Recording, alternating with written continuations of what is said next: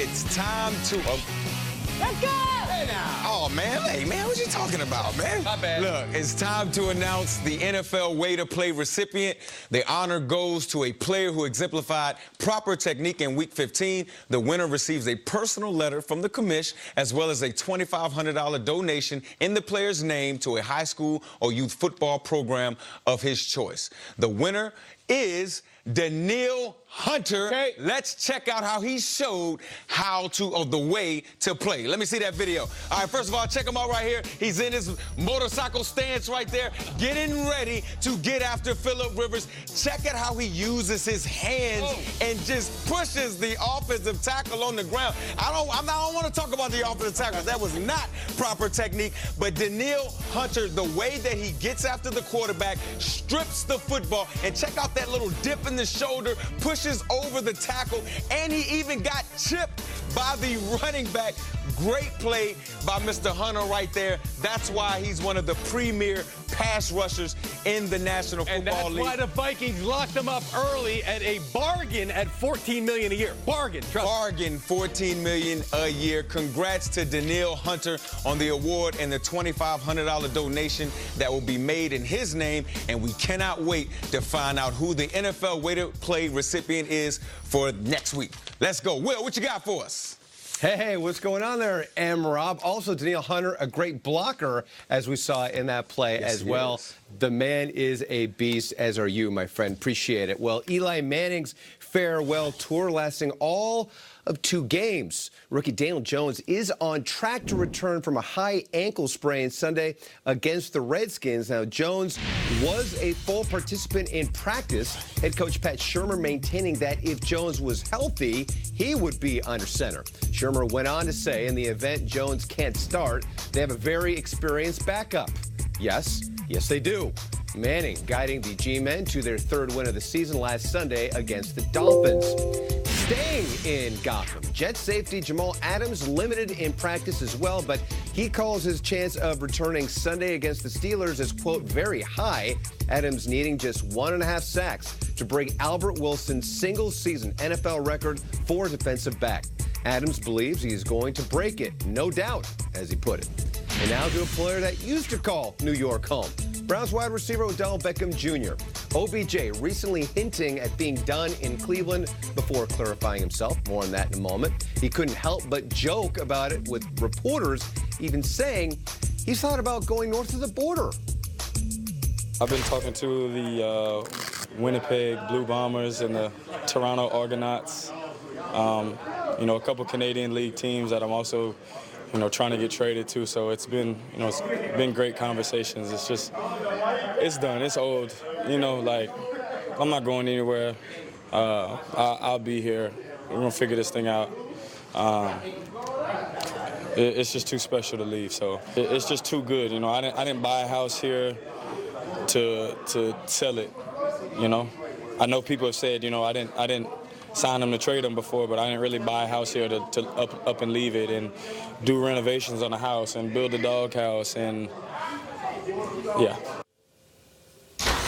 Well, OBJ adding the Browns are going to be what they felt they should have been this year. And I mean, the guy built a doghouse, for crying out loud. So he's clearly not going anywhere. Clearly. He's staying put, if you are to believe what he says there. Convince me. Build a doghouse, yeah. Thank you got so the much. doghouse, There's a lot of marriage comparisons here. It sounds like a guy who's like, I'm in this. Let's go to therapy. Let's stay here. Oh, you think he was I throwing built in the a house. Yeah. Renew our vows. How can this marriage last between Odell and the Browns? Yeah, I think it's interesting that there's something very relatable about, Baker and kitchens, but those countertops in my kitchen, I worked hard on those. And we knocked out a wall and a load-bearing wall. That ain't cheap. The kitchens thing, I think, is really the crux of this. And I've never really believed in hiring the interim coach for the full gig. I think it ends up badly. And I think Exhibit A is Odell Beckham, who was a superstar in this league and is now a complete afterthought this season. We don't talk about him. He's not relevant. He's on a team that doesn't matter. He doesn't make plays. And that's not his ability. It's not his attitude. They've both been fantastic.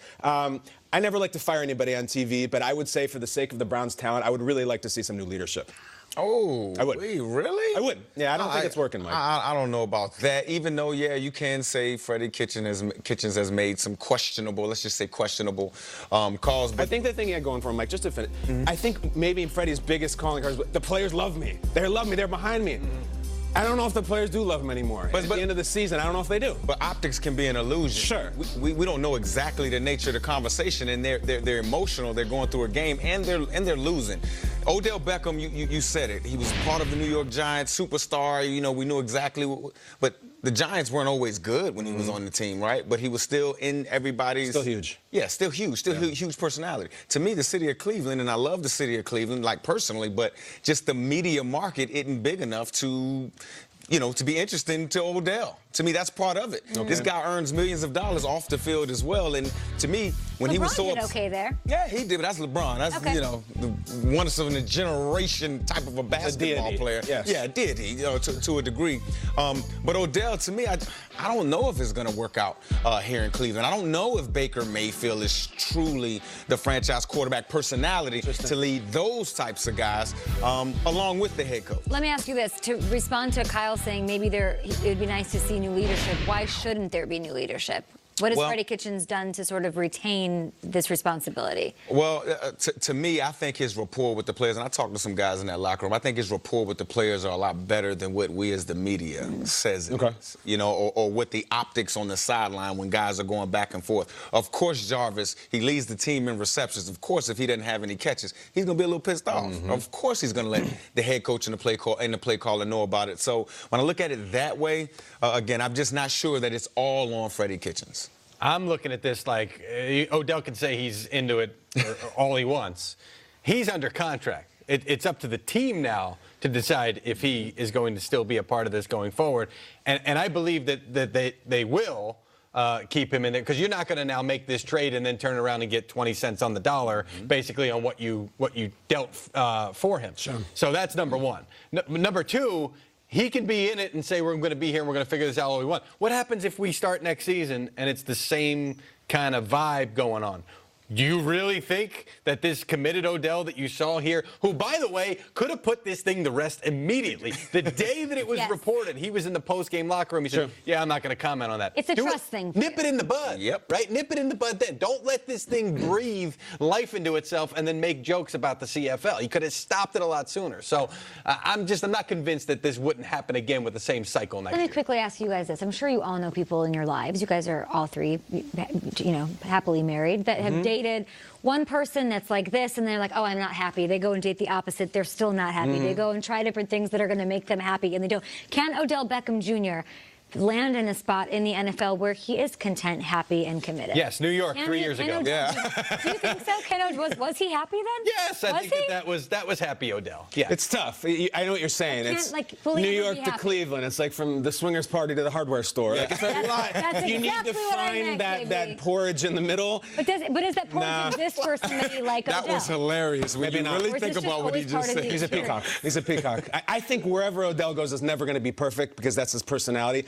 I don't care if it's perfect. I just want to see him productive. Freddie Kitchens' whole thing was offense. The offense hasn't been good. Never mind the optics. The offense has been almost embarrassing at times. Sometimes you need the hardware store. But the quarterback has something to do with that too. No, 100%. We'll get into Baker for. I would ask you autobiographical, but that's something Nate would ask you. I would never ask you that. Let's talk more about the NFC East matchup in the second part. The Eagles fight for their playoff lives against the Cowboys in Philadelphia on Sunday. That is a big one. We've got a triple header on Saturday, though. 3 games will be played before this one in Philly, and the Jags make a huge move in the front office. Need to get everybody's opinion on what's going down in Duval. Believe me, it gets wild in the suburbs.